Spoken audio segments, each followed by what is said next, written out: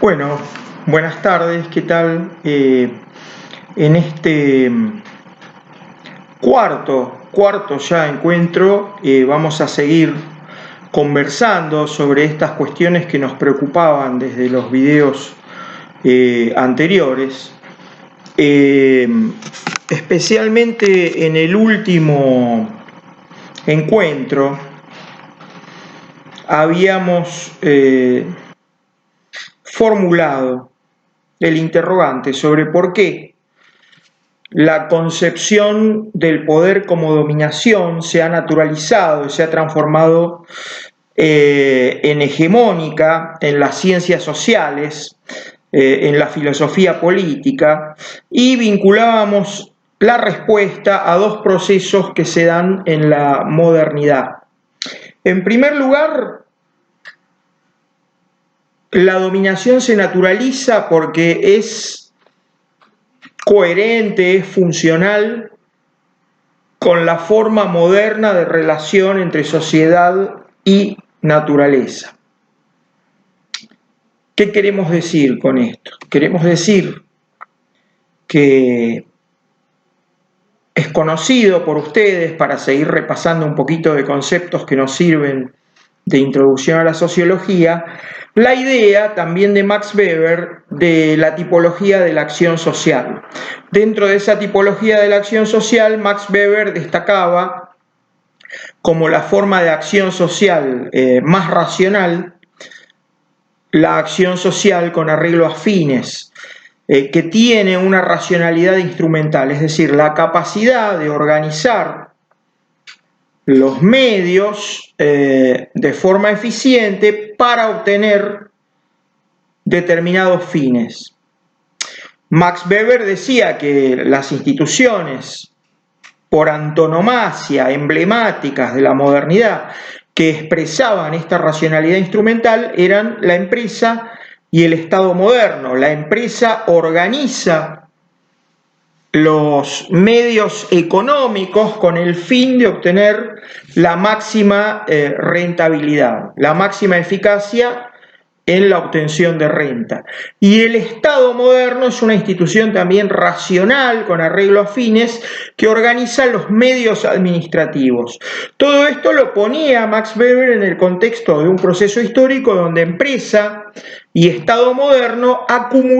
lograban acumular los medios económicos y los medios administrativos respectivamente.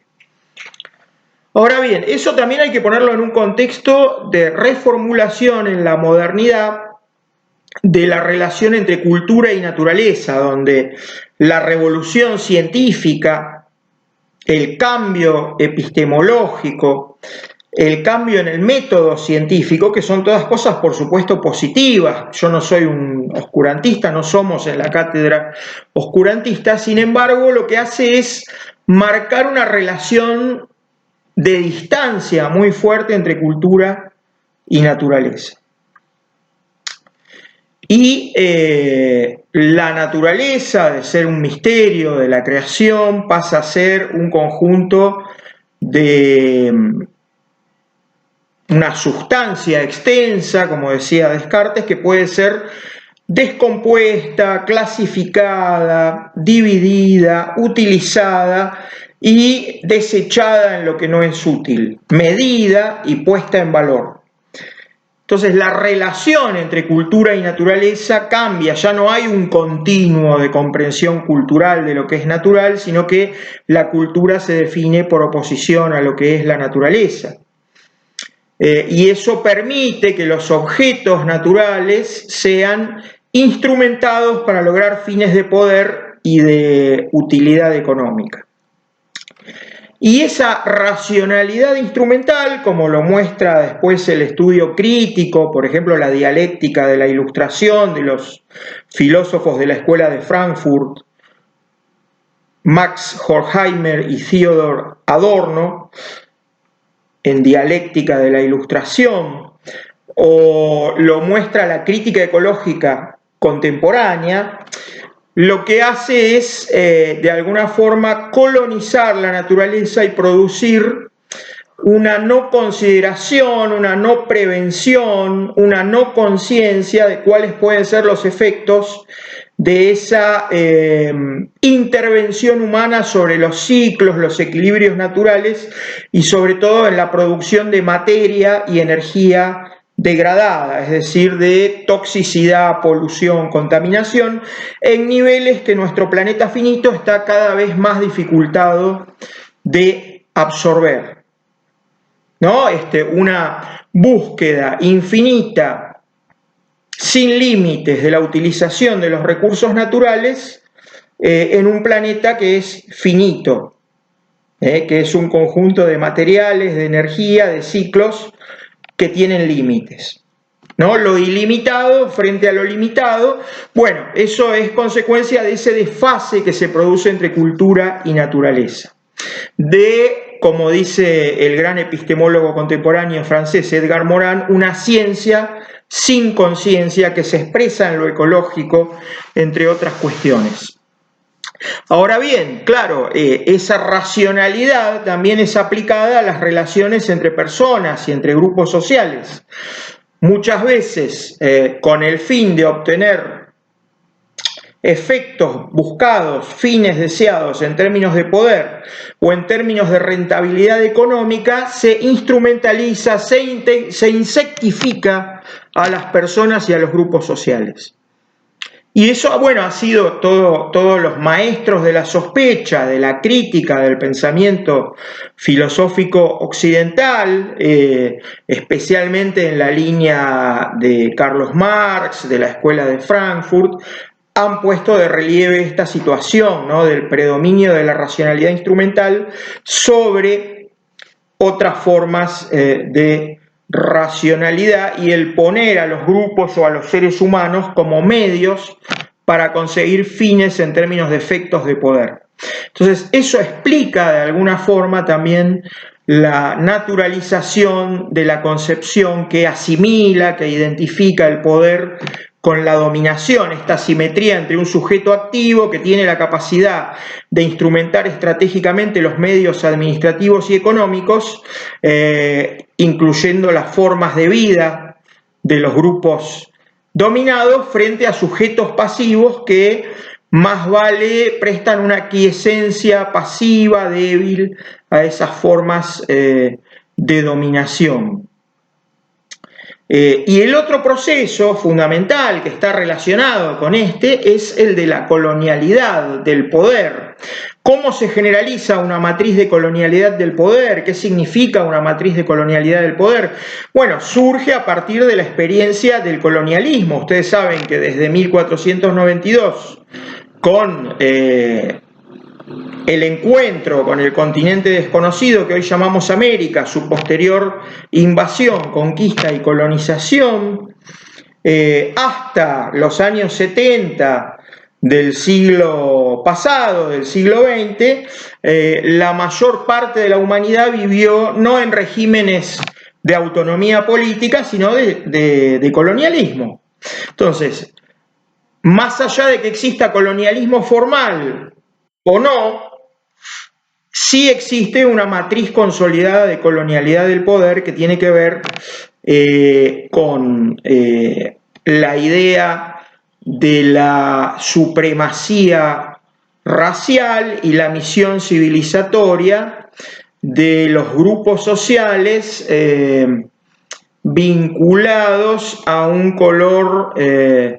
blanco de piel. Es decir, los grupos que tienen déficit de melanina frente a los grupos coloridos, que es la característica de los pueblos de América Latina, de África y de Asia, ¿no?, con sus diversas variantes de características fenotípicas. Entonces, el proceso de colonización, como vamos a ver, y la construcción de una matriz social de colonialidad del poder a partir de 1492, se transformó en una especie de, por el proceso de conquista, colonización, saqueo, trabajo forzado, servil o esclavo, explotación de las materias primas, el oro, la plata, especialmente en América, pero también los nuevos alimentos, el maíz, el tomate, el cacao o chocolate, que es una voz náhuatl, hacen que cambie totalmente la mentalidad europea y que Europa pueda romper su aislamiento frente a los centros del comercio mundial que estaban en Oriente Próximo y en Oriente Lejano, especialmente en todo lo que es hoy China e Indochina. Por algo Colón navegaba hacia el extremo occidente buscando llegar a Oriente y muere pensando que había llegado cerca de Ceilán, a lo que consideraba una quinta península asiática, que hoy sabemos es lo que hoy denominamos América. Entonces, este proceso también significa la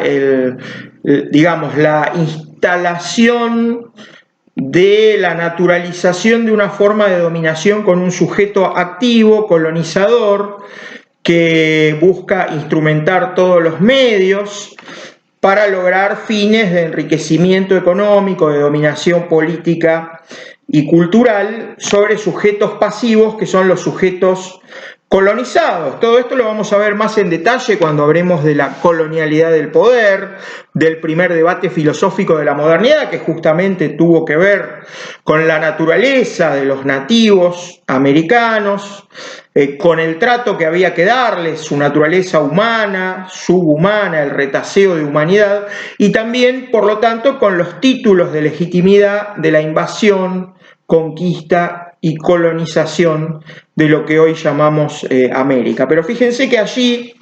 también se da esta relación de asimetría entre un sujeto activo en la relación de dominación que tiene la capacidad de instrumentar los medios para producir efectos de poder sobre la vida de sujetos pasivos. De hecho, hay como una analogía porque los grupos nativos de América Latina y las mujeres, porque aquí también juega muy fuertemente el arcano, la forma de dominación que se potencia con la colonialidad, que tiene que ver con el patriarcado, ¿no? Entonces, patriarcado, colonialismo, ponen a los grupos colonizados, a los pueblos colonizados y a las mujeres más cerca de la naturaleza, que es esa cosa extensa, como dice Descartes, que debe ser tomada con un método que permita clasificar, separar, poner en utilidad y desechar aquello que no sea útil. Enrique Dussel, en las conferencias que dictó en la Universidad de Frankfurt a propósito del 5º centenario de la llegada a América de los europeos, explicó esto diciendo que la forma de salir de la decadencia en la cual estaba sumida Europa occidental y empezar a consolidarse como cultura hegemónica dominante a partir de ahí en todo el mundo, tuvo que ver con la definición de la subjetividad conquistadora, el ego conqueror. El ego conqueror que se expresa en la figura de los conquistadores como Hernán Cortés en México, Pizarro, etcétera, etcétera, tiene que ver con la afirmación de toda esta forma de subjetividad dominadora colonial que antecede en más de 150 años, en casi 2 siglos, a la figura de la subjetividad moderna por excelencia que va a trazar la filosofía cartesiana de Renato Descartes, René Descartes, en sus célebres meditaciones filosóficas, el ego cogito, el que afirma su ser desde la certeza de que puede pensar. Para llegar a esa certeza científica, filosófica, debieron pasar primero la afirmación de la subjetividad europea de 200 años de dominación colonial a través del ego conqueror. Es decir,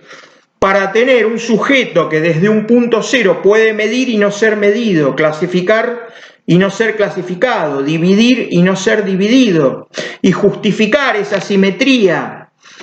en función de un saber pretendidamente universal, debió afirmarse primero la subjetividad europea y la racionalidad instrumental a través de la práctica de la colonización de los pueblos y de la naturaleza. Les dejo que piensen eso y en próximos videos seguimos reflexionando sobre esta cuestión. Muchas gracias.